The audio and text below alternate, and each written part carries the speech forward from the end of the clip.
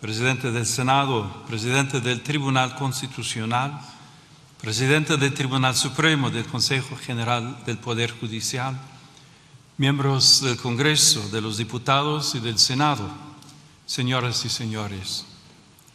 Agradezco a la señora Presidenta sus amables palabras, así como la invitación que la Sede Apostólica ha recibido con ocasión de mi viaje a este país, así como la deferencia de acogerme en este histórico Palacio del Congreso de los Diputados, ámbito eminente de la vida institucional, jurídica y democrática del Reino de España. Vengo ante todos ustedes como obispo de Roma y pastor de la Iglesia Católica, consciente de que la misión confiada al sucesor del apóstol Pedro como principio y fundamento de unidad de los obispos y de los fieles coloca a la Santa Sede de modo peculiar en diálogo con los pueblos y con los estados. Mi presencia entre ustedes quiere ser un gesto de cercanía hacia España en el marco de la mutua cooperación y una palabra ofrecida desde el servicio a la persona humana. La Iglesia camina con la humanidad, comparte sus esperanzas y sus heridas, escucha los interrogantes de cada época y se deja interpelar por todo lo que concierne a la existencia de los hombres y las mujeres de hoy. Por eso, cuando se dirige a la vida pública, lo hace respetando la misión propia de las instituciones y la legítima responsabilidad de quienes han recibido el mandato de legislar. Reconoce la autonomía de las realidades terrenas y la distinción entre comunidad eclesial y comunidad política. Y precisamente desde esa conciencia aporta una reflexión nacida del deseo de servir al bien común y de recordar aquello que hace verdaderamente humana la convivencia. En este hemiciclo se da forma jurídica a la convivencia social. Aquí las diferencias se escuchan, se ordenan y cuando es posible se convierten en decisión compartida.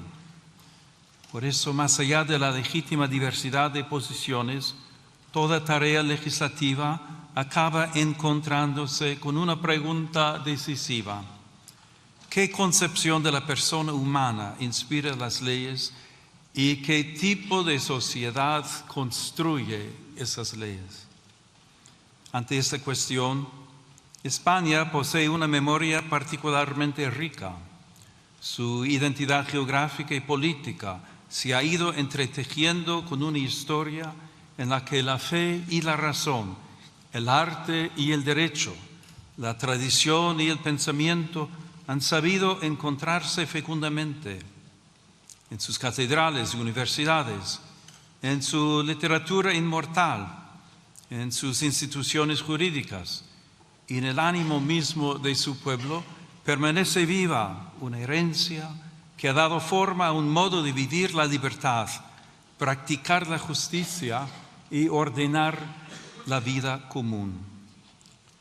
Desde las páginas universales del Quijote, donde Cervantes proclamó que la libertad es uno de los más preciosos dones que a los hombres dieron los cielos, hasta la hondura espiritual de Santa Teresa de Ávila, y desde la gran tradición jurídica española hasta la inquietud metafísica de Unamuno, que recordaba que el hombre no se resigna a morir del todo, España ha sabido mirar al ser humano como algo más que una pieza del orden social, económico, político. Lo ha reconocido como criatura abierta a la verdad, dotada de libertad y movida por una sed de eternidad que ninguna realidad temporal logra extinguir. En una palabra, como alguien cuya dignidad precede a toda utilidad y a cuyo servicio está sujeta la acción legislativa. Por eso, al hablar hoy de la persona humana, esta memoria conduce naturalmente a Salamanca y al pensamiento que allí maduró. La presencia simbólica en esta sala de los reyes Isabel y Fernando remite a aquel momento en que España quedó situada ante responsabilidades históricas de alcance universal. Pocos años después, Salamanca habría de asumir con singular lucidez la reflexión moral y jurídica que ese escenario reclamaba. En aquella sede universitaria, hace 500 años, cuando se abrían mundos nuevos y posibilidades inmensas en las relaciones entre los pueblos, algunos maestros comprendieron que la razón no podía ser invocada para revestir de legitimidad cuanto la fuerza o el interés presentaban como conveniente. Introdujeron así en el discernimiento histórico la pregunta por el valor irreductible de todo ser humano y los límites morales del poder. Hay que reconocer que la sociedad y la misma Iglesia no siempre estuvieron a la altura de las intuiciones que encontraban eco en su propia tradición cristiana. Sin embargo, aquel interrogante abrió un horizonte intelectual y moral que desbordó su propio momento histórico. La intuición del totus orbis, de una comunidad humana más amplia que cualquier poder particular, permitía afirmar la existencia de vínculos jurídicos y morales entre los pueblos. Desde España, la reflexión de la Escuela de Salamanca y de manera particular Fray Francisco de Vitoria, junto con otros dominicos jesuitas, contribuyó a formar una conciencia jurídica y moral capaz de recordar que la autoridad lleva siempre consigo una responsabilidad y que todo ser humano debe ser reconocido como sujeto de derechos y deberes. Ese anhelo sigue hablando también hoy, que la dignidad, la justicia y el bien común sean la medida de las relaciones sociales, tanto a nivel nacional como a nivel internacional. Esta es una de las grandes herencias de España, haber unido la acción histórica con la lucidez de la razón moral. Aquella contribución, nacida a orillas del Tormes, trascendió las aulas y las bibliotecas y llegó a formar parte de una conciencia más amplia, compartida por la comunidad internacional que sigue preguntándose cómo construir la paz sobre el reconocimiento de la persona y no sobre la imposición de la fuerza. Ese legado vive también en estas Cortes, cada vez que el legislador se pregunta cómo hacer que lo posible sea justo, que lo legal sea verdaderamente humano y que la voluntad de la mayoría custodie aquellos bienes que pertenecen a todos y respete aquello que ninguna mayoría puede legítimamente vulnerar.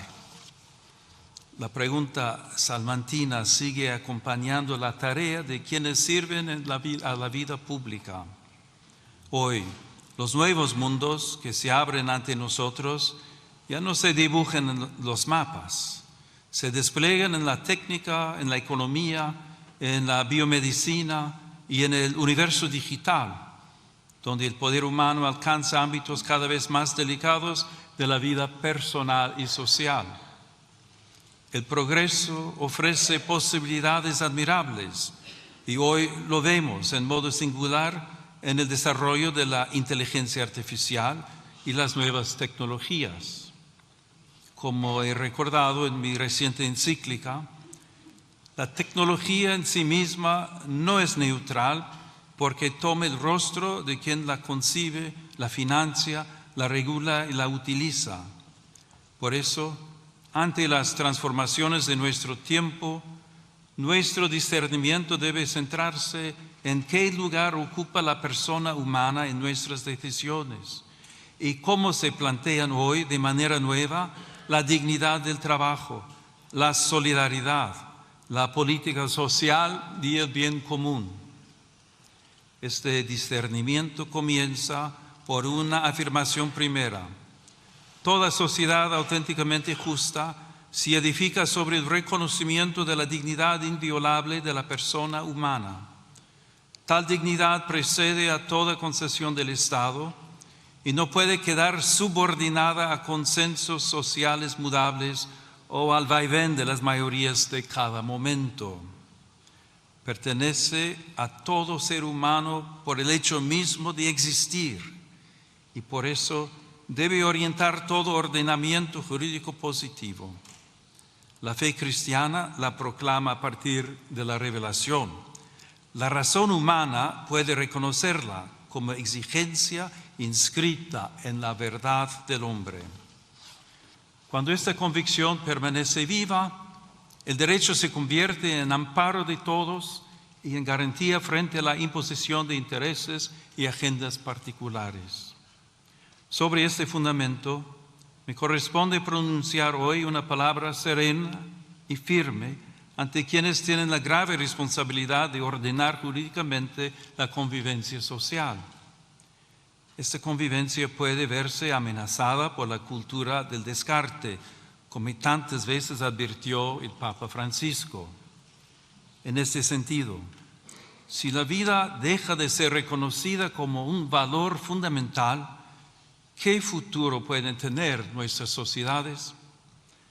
¿Puede llamarse plenamente justa una comunidad que deje en la sombra al niño aún no nacido, al anciano, al enfermo, a quien sufre en silencio o a quien depende enteramente del cuidado de los demás? La defensa de la vida humana no es una cuestión parcial ni un interés confesional, es una meta de civilización. Toda vida humana debe ser reconocida y custodiada desde su concepción hasta su ocaso natural, en cada circunstancia de su existencia. Cuando esta certeza se oscurece, los más vulnerables son las primeras víctimas y la ley pierde su significado más profundo, servir y proteger a cada persona. Por eso la grandeza moral de una nación se manifiesta sobre todo en su capacidad de acompañar, proteger y amar aquellas vidas que atraviesan mayor fragilidad. El bien común es, en cierto modo, la forma social de la dignidad humana.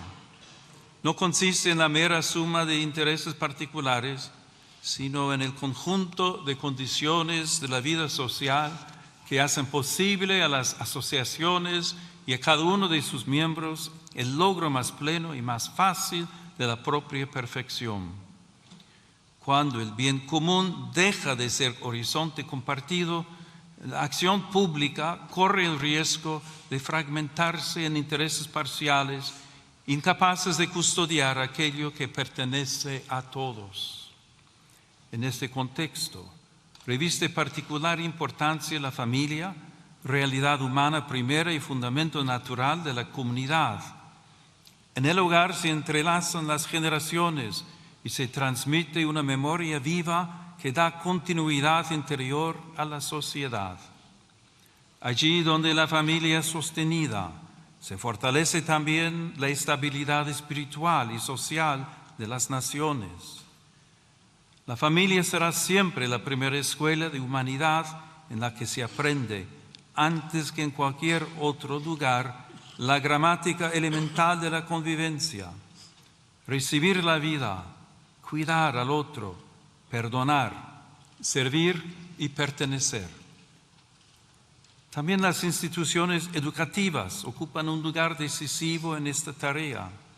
En ellas, las nuevas generaciones pueden aprender a buscar y amar la verdad y a cuestionarse sobre el sentido de la vida y la dignidad de cada persona. Por eso, muchos padres deseosos de que sus hijos aprendan a relacionarse, a pensar con espíritu crítico y a adquirir valores sólidos, depositan en ellas grandes esperanzas como valiosas aliadas en su educación. Esta colaboración ha de respetar siempre el derecho primario e inalienable de los padres a elegir el tipo de educación y de formación que reciben sus hijos, en coherencia con sus propias convicciones morales, culturales y religiosas. La afirmación de la dignidad humana no puede permanecer abstracta cuando tantas personas se ven obligadas a dejarlo todo para buscar paz, seguridad y futuro.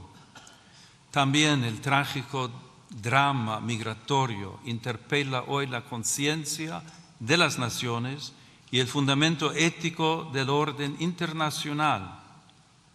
Numerosos hombres, mujeres y niños se ven obligados por circunstancias muchas veces dramáticas a partir de sus comunidades y dejar atrás seres queridos, historias y vínculos.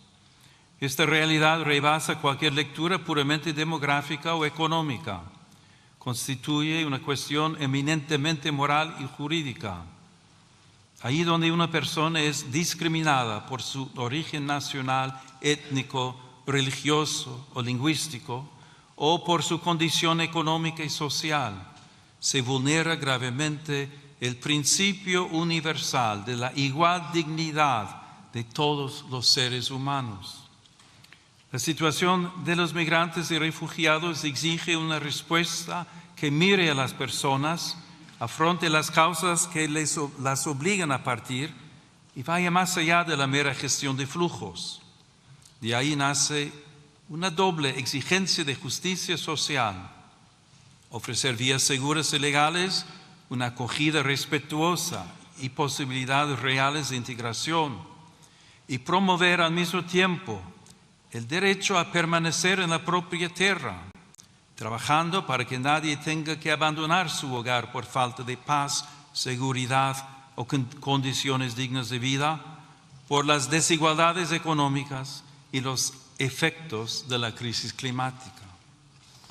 En los últimos años, las rutas cada vez más peligrosas han evidenciado el altísimo coste de esta realidad, tantas veces escondida o ignorada. Muchas personas siguen siendo presas de traficantes y contrabandistas que se aprovechan de su desesperación. Es necesario fortalecer la prevención, el rescate y la asistencia a las víctimas, especialmente en el marco de una cooperación regional y multilateral. Ninguna nación puede afrontar por sí sola un desafío de esta magnitud. Por ello, es indispensable una respuesta coordinada, solidaria y eficaz, capaz de garantizar protección, acogida y oportunidades reales de integración a quienes emigran. Cuando la respuesta institucional se hace cercana, justa y coordinada, las fronteras dejan de ser lugares de abandono y pueden convertirse en espacios de protección responsable de la dignidad humana. Señorías, el mundo atraviesa una profunda crisis espiritual y cultural que se manifiesta en múltiples formas de violencia, polarización y desconfianza recíproca. En este contexto, la paz se presenta como una aspiración política y más aún como una verdadera exigencia moral. Reclama una palabra pública que respete a quien piensa distinto, instituciones puestas al servicio del encuentro, una memoria histórica que busque la verdad y la reconciliación y una vida social capaz de sostener la amistad cívica y el respeto mutuo en medio de la discrepancia. En el plano internacional, la paz exige valentía diplomática, responsabilidad ética y una visión de futuro fundada en el respeto a la identidad de cada pueblo y en la obligación de los estados de resolver sus controversias por los caminos pacíficos que ofrece el derecho internacional. Toda guerra constituye, en última instancia, una dolorosa derrota de la capacidad de negociar y también de aquella conciencia común de la humanidad que reconoce vínculos de justicia entre las naciones. Las armas pueden imponer un silencio temporal, pero nunca podrán edificar una paz auténtica y duradera. Por eso, preocupa que en diversos lugares del mundo y también en Europa vuelva a presentarse el rearme como respuesta casi inevitable ante la fragilidad del escenario internacional. La verdadera seguridad, en cambio, nace de la justicia, del diálogo paciente, del respeto al derecho internacional y de una política capaz de poner la vida de los pueblos por encima de los intereses que se benefician de la guerra. También el desarrollo de las nuevas tecnologías y de la inteligencia artificial en el ámbito militar exige una vigilancia ética rigurosa para que las decisiones sobre la vida y la muerte nunca sean descargadas sobre automatismos ni sustraídas a la responsabilidad moral de la persona humana. La comunidad internacional está llamada a redescubrir el valor indispensable del diálogo como camino paciente hacia acuerdos justos y duraderos, fundados en el respeto a los tratados, en la transparencia de la acción diplomática y en la voluntad sincera de anteponer la paz al recurso a la fuerza. De ahí nacen la confianza y la esperanza. Como recuerda el lema de la Unión Europea, in varietate concordia, la unidad verdadera no uniforma, sino que cohesiona en la diversidad, haciendo de las culturas, sensibilidades y tradiciones una ocasión de enriquecimiento mutuo. Asimismo, dentro de las propias sociedades es urgente construir una cultura de la reciprocidad. La pluralidad política no debería degenerar en descalificación permanente del adversario. En una convivencia madura, incluso el conflicto puede convertirse en camino hacia la paz cuando las diferencias se dejan mitigar por la escucha y se ordenan al reconocimiento de las necesidades, los anhelos y las capacidades de todos. Pero la paz no es solamente una realidad política o institucional. Nace también en la conciencia, allí donde el rencor, la indiferencia y el odio ceden espacio a la reconciliación. Por eso se instaura y se protege también a través del lenguaje. Las palabras pueden abrir caminos o cerrarlos, pueden iluminar la realidad o deformarla hasta hacer imposible el encuentro. Quienes ejercen una responsabilidad pública tienen por eso una especial obligación de custodiar la palabra para desarmar el lenguaje. La firmeza no exige desprecio, la discrepancia no conlleva humillación. De este respeto al otro nace también el deber de custodiar el espacio donde maduran sus convicciones, su conciencia y su relación con Dios. La atención a ese ámbito interior permite comprender mejor una cuestión decisiva para toda sociedad verdaderamente democrática: la libertad de pensamiento, de conciencia y de religión, derecho fundamental que tutele el ámbito más íntimo de las personas. La libertad sobre la que se edifica el Estado contemporáneo, si es auténtica, reconoce la dimensión religiosa del ser humano, la respeta y la tutela jurídicamente, y evita que alguien tenga que renunciar a contribuir a la sociedad en la que vive por causa de su fe.